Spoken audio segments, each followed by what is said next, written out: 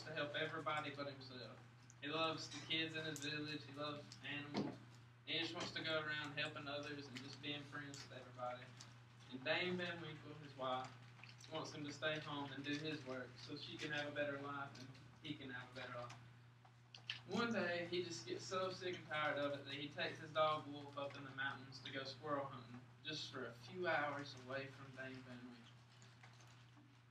While he's up there, he's resting on a log and he sees this guy dressed in funny clothes walking up the mountain carrying a keg on his back. He offers to help him, he's always wanting to help others, so the guy lets him and he leads him to this cave. He gets in there and he sees a bunch of other funny-looking people playing ninepins, which was a form of bowling, because that was really popular at the time this was written. And at this point in the story, Washington Irving does a really cool thing. Throughout the story, like one of the biggest themes, I guess you could say, is like the differences between old and new, and is there really any difference between the old America and the new America?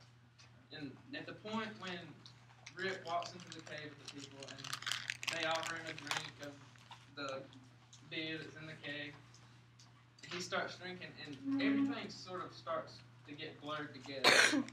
And at first you think, it's just because he's getting drunk, but then you get the feeling that there's something more in it, and you'll find out what that is later on in the story. He wakes up the next morning outside of the cave. His dog's nowhere to be seen. Those people are nowhere to be seen. And his gun is laying next to him, and it's rusted over, completely just ruined. He gets up and hollers for his dog, tries to look for the cave, can't find them either. So he decides, or after he discovers that his beard has grown about 3 feet, he decides to walk down the mountain and see what's going on. This brings us to the part where he gets to the end, and he starts talking to them about what's going on. He notices the picture of King Henry, and they tell him it's George Washington. They tell him that America is no longer under the rule of King Henry, that George Washington is the President of the United States, and that we're a free country now. He starts asking just subtle questions that don't really mean a lot, I guess, and Washington Irving kind of starts painting the picture that nothing's really changed between what happened before the war and what happens after. We're still talking about the same stuff. The names have just been replaced.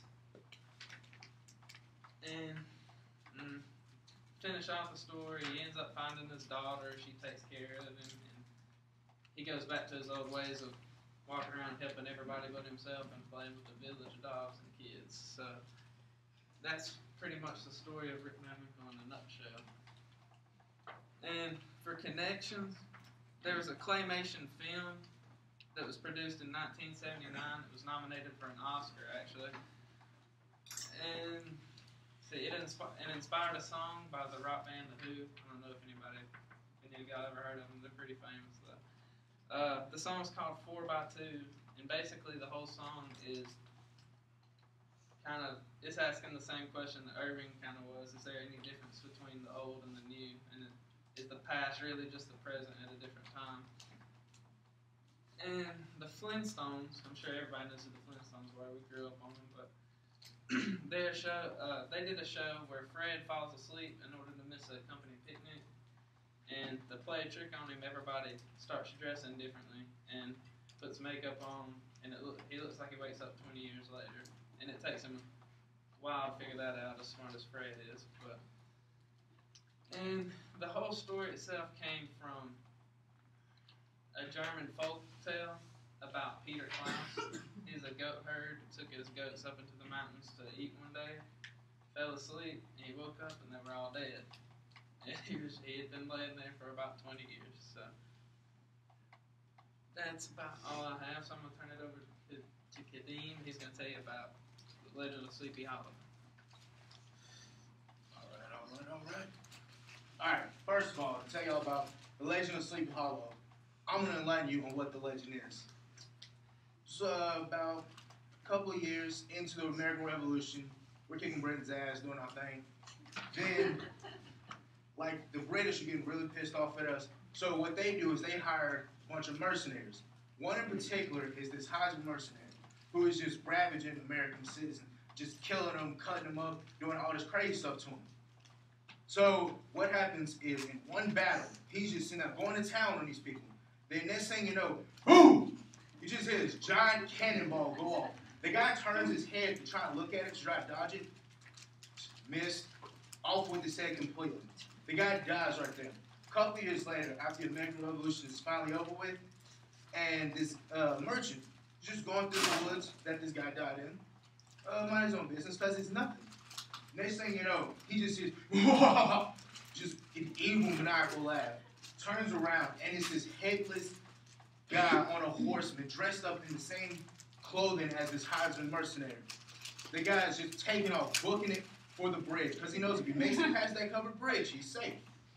But no, he didn't make it. Horseman, off with his head. That's the legend of the Headless Horseman. So here's what you need to know about the legend of Sleepy Hollow itself.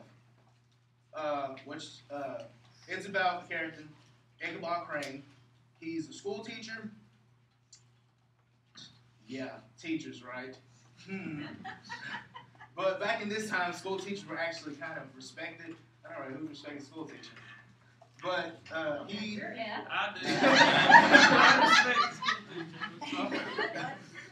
So, Ichabod Crane is a school teacher, and he's kind of a little flirt because he flirts with the mothers of the students who makes good food because he's also kind of a glutton. And the way Ichabod is he's just going about his mind, doing his business. And one day he stumbles upon this girl, Katrina von Tussing. She's pretty. He sees a pretty girl, so he sees opportunity. So he's kind of courting her, but what he doesn't, like, he knows this, and he's in competition with the guy named Von Bones, who's this just big, muscly, scary guy, leader of a gang of hoodlums around the town. And they're never at one point physically fighting, but you can tell they're going at it just to get her attention, because they both realize, hey, if we marry her, we get to inherit her rich daddy's land and all of his money. Who doesn't want money?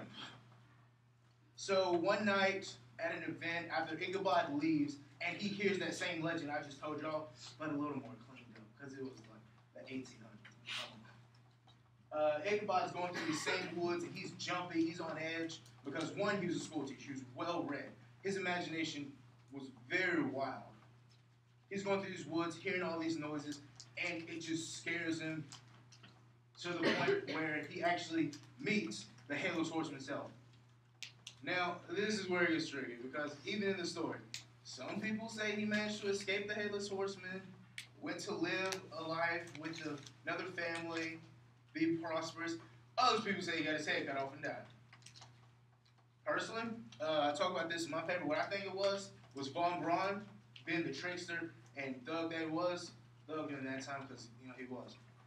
He actually dressed up as the horseman and killed Ichabod, so he had no competition for treatment.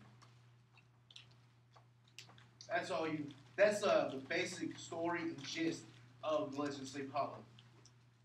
Some key points to hit on. Sociology-wise, the whole man-woman thing, it's not really there because the only woman that they talk about is Katrina, and she's just a love interest who doesn't say much or do much. Weird, I know. But another thing, sociology-wise, Katrina's dad, the owner of all that land, him being extremely rich. You barely ever see him or hear him talk to Ichabod or Von Braun, who are both very, I'd say middle, lower class, but for some reason still hitting on that rich group. That's crazy. Some connections to modern day, like everybody here has heard of Sleepy Hollow, the Headless Horseman, but Wishbone, y'all remember Wishbone, little dog that tells stories? That was adorable.